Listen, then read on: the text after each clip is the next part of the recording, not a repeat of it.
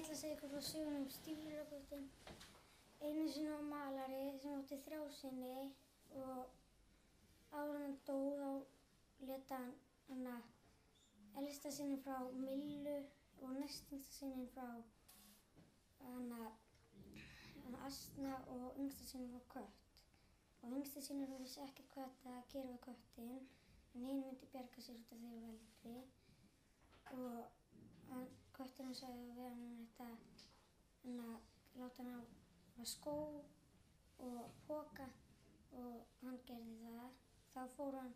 út að engi og fór að veiða fugla og lét þá í pokann og þá lét hann. Svo fór hann til kónginn og gaf honum fuglana og sagði þetta var frá greifunum honum Karabus og hann trúði að hann væri til og þá ætlaði hann að fara til greifunum Karabus og þá fór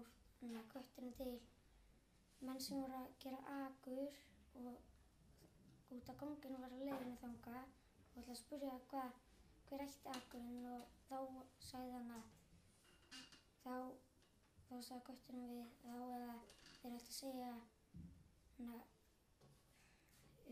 greifunum Karabus ætti hann akurinn og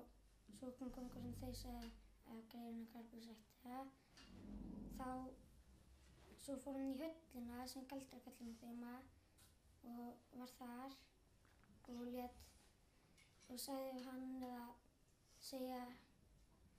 út að hann gæti galdra sér í hvaða dýr sem þá hann trúði ekki, kötturinn, þá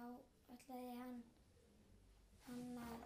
þá sagði hann að getur þú breytt þér í grindljón, hann gerði það og þá stökk kötturinn upp á þakið, svo breytti sér aftur í venjulega og skreið niður. Þá spurði hann að getur þú breytt þér í mús og hann breytti sér í mús og þá borðaði kötturinn músina og þá komu kóngurinn þau í höllina og þá trúði að hann ætti allan akurinn að endi.